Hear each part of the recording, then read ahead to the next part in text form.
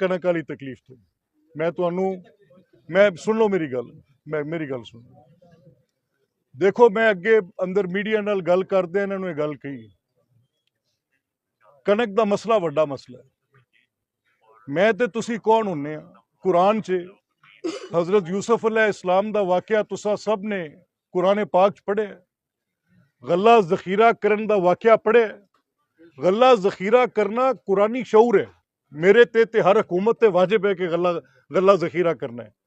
तरीकाकार दे दौरान थोड़ी तकलीफ आ रही।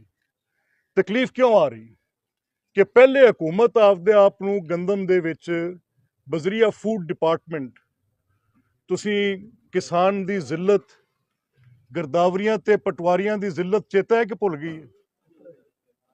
याद है कि भुल गई है? तोड़े किन्ने मिलने ने किन्ने नहीं मिलने याद है कि भुल गए? एक DFC दे रहमो करम ते ओदे दफ्तर दे बाहर चंगा भला किसान धक्के खांदा याद है कि भुल गए? कई मसाइल ने।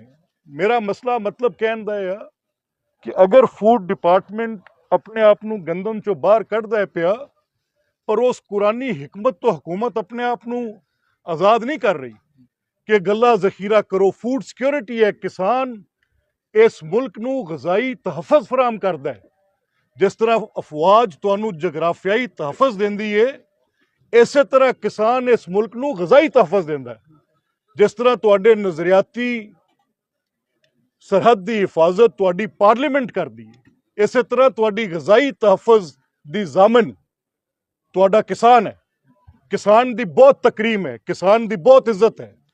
अगर किसान दे हिस्से दा हक वो अफसर खा जाए, वो जेड़ा फूड डिपार्टमेंट दा DFC वो खा जाए, उनकी तोंद वड्डी होंदी जाए, उनकी गड्डी दा साइज वड्डा होंदा जाए, फूड डिपार्टमेंट दी करप्शन दा नज़र अरबा रुपए हर साल होंदे जान और वो बोझ हुकूमत ते पैंदा जाए और हुकूमत 100 अरब रुपए दी मकरूज हो जाए, तो किंदे नां ते? किसान दे नां ते। हुकूमत नूं सोचण दा हक है कि नहीं है? हक है ना? इस सोच विचार दे दौरान अगर एक अद्धे सीजन च तुहानूं तंगी आ गई तो किसान भाइयों तुहाडे नाल वादा करके चलिया, मैं कदी गलत गल नहीं करदा। किसान दी नामूस दा और किसान दी फसल दी हुरमत दोवां दा इंशाअल्लाह पूरा तहफ़्फ़ुज़ करेगी मरियम नवाज दी हुकूमत इंशाअल्लाह। बिल्कुल बेफिक्र रहो इस गल ते। तुहाडा शुक्रिया अदा करदिआं तुहाडे सारे भरावां दा इस शानदार इस्तकबाल दा।